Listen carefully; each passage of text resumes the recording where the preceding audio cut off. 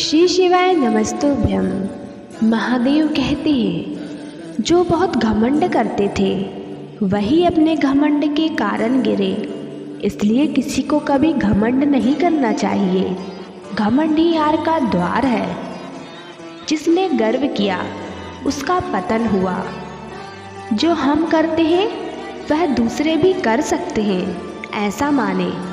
यदि ना माने तो हम अहंकारी ठहराए जाएंगे। घमंडी व्यक्ति दूसरों के घमंड को घृणा से देखते हैं।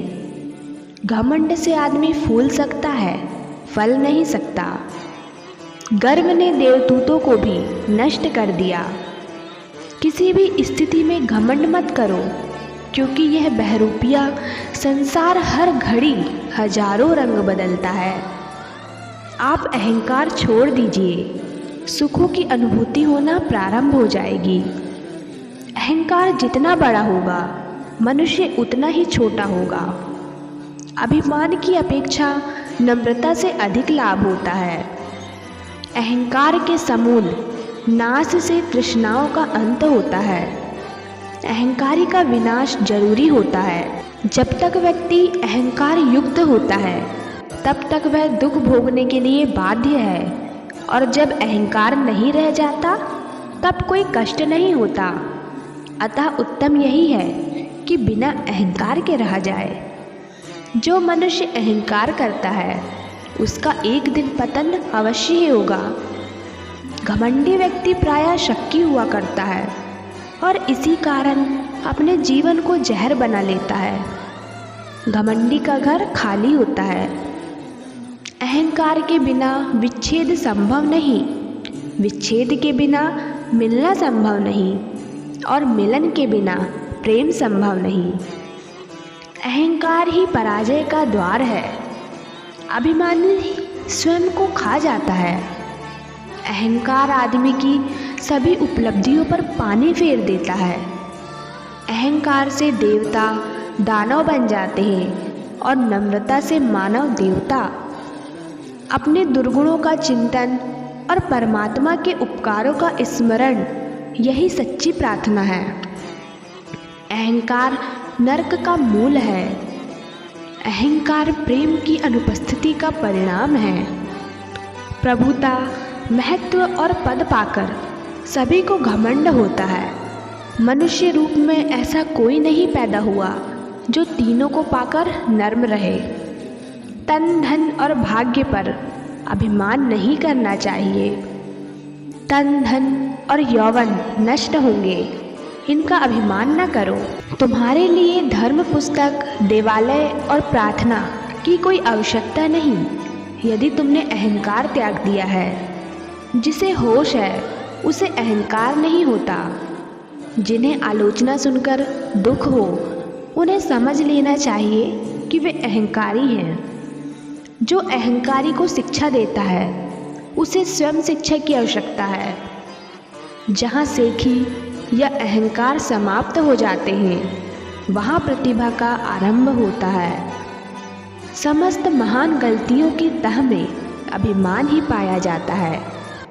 स्वार्थ और अहंकार को त्यागे बिना सद्कार्य संभव नहीं है। समस्त महान गलतियों की तह में अभिमान ही होता है। यदि आपने ठोकर खाई है तो उस पल आपके मन में अवश्य ही घमंड पल रहा होगा। अभिमान से मनुष्य परमात्मा और जनता से दूर हो जाता है और नम्रता से निकट हो जाता है। अभिमान अपने अपमान को नहीं भूलता है। अभिमानी व्यक्ति स्वयं को खा जाता है। जो दान अपनी कीर्ति गाथा गाने को उतावला हो जाता है वह दान नहीं रह जाता, अपितु अहंकार और आडंबर मात्र रह जाता है। सच्चा काम अहंकार और स्वार्थ को छोड़े बिना नहीं होता। परमात्मा प्रेम स्वरूप है और प्रेम से ही प्राप्त हो सकता है। दिल में नफरत, द्वेष, क्रोध और अहंकार जैसी बुराइयां होने पर परमात्मा को प्राप्त नहीं किया जा सकता। जिसे होश है वह कभी अहंकार नहीं करता। किसी भी अवस्था में अहंकार ना होने दें। अहंकार पूर्ण जीवन को छोड़ देना ही त्याग है और वही सौंदर्य है। अहंकार को शून्य करने में प्रार्थना मदद दे सकती है। प्रार्थना कोई यांत्रिक वस्तु नहीं, वह हृदय की क्रिया है। भगवान की प्रार्थना में सारे भेदों को भूल जाने का अभ्यास हो जाता है। अज्ञानी आत्मा पाप करके भी अहंकार करता है। अहंकार तो रावण का भी नहीं रहा, फिर तुम क्या चीज़ हो? अहंकार का नाश करके जिन्होंने आत्मानंद प्राप्त किया है उन्हें और क्या पाना बाकी रह गया जाता है। अहंकार का नाश करके जिन्होंने आत्मानंद प्राप्त किया है उन्हें और क्या पाना बाकी रह जाता है। अहंकार सोने का हार भी मिट्टी बना देता है। अहंकार का असली कारण है अपने असली स्वरूप अर्थात मैं को ना समझना। जैसे ही व्यक्ति मैं को उसके असली रूप में देख लेता है, उसका अहंकार बिल्कुल वैसे ही अदृश्य हो जाता है जैसे दीपक के जलने से अंधकार का कोई अता पता नहीं रहता। इस संसार के अहंकारियों से कह दो कि अपनी पूंजी को कम कर लें। हानि और लाभ यहाँ समान है।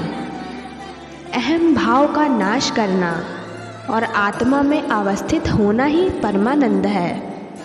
सत्ता जिसके हाथ में आती है वही मधांध होकर बेईमान, दुष्चरित्र और बदनीयत हो जाता है। जब तक तू बुद्धि और विद्या के चक्कर में रहेगा तुझे सफलता प्राप्ति कभी नहीं होगी। जीवन की सफलता इसमें है कि किसी की गुलामी किए बिना जीवन बिताएं। पराधीन को जीवित कहें तो फिर मृतक कौन है? जीवन संघर्ष में विजय पा लेना कोई सरल कार्य नहीं है। इसके लिए कठोर साधना की आवश्यकता है। जो योग्यता रखता है उसे सफलता का श्रेय लेने दो। जो नीति की दृष्टि से लड़ता है वह आशा नहीं छोड़ता। जिसका कार्य शुद्ध है और जिसके साधन भी शुद्ध हैं उसे मानना चाहिए कि सफलता अवश्य मिलेगी। निर्धारित समय पर ना मिले तो इतना ही कहेगा मेरे अनुमान में कहीं भूल थी, किंतु इस मार्ग से सफलता तो मिलेगी ही। कर्मवीरों की सफलता सहज है क्योंकि यही उनका ध्येय है। धर्म और सफलता कभी एक साथ रह ही नहीं सकते। जो लोग सचमुच बुद्धिमान हैं वे असफलता से नहीं घबराते। घमंड छोटे आदमियों को भगवान की एक अनुपम भेंट है जिसके सहारे वे जिंदा रहते हैं। किसी की सफलता देखकर ईर्ष्या करना सबसे बड़ा पाप है। आप जिस शक्ति और सफलता को प्राप्त करना चाहते हैं उसकी सामर्थ्य आपके अंदर है, अतः अपना भविष्य स्वयं बनाइए। जो नौजवान अपने चरित्र को अपनी पूंजी बनाने और अपने प्रत्येक वचन को पूरा करने के लिए सारे पुरुष की बाजी लगा देने का दृढ़ संकल्प लेकर चलता है वह असफल नहीं हो सकता, चाहे उसे यश या धन कुछ भी ना मिले। आज के लिए इस वीडियो में इतना ही। आशा करती हूँ आपको वीडियो अच्छी लगी होगी। अगर अच्छी लगी हो तो वीडियो को लाइक करें और चैनल को सब्सक्राइब करें। महादेव आपकी सभी मनोकामनाएं पूरी करें। धन्यवाद। हर हर महादेव।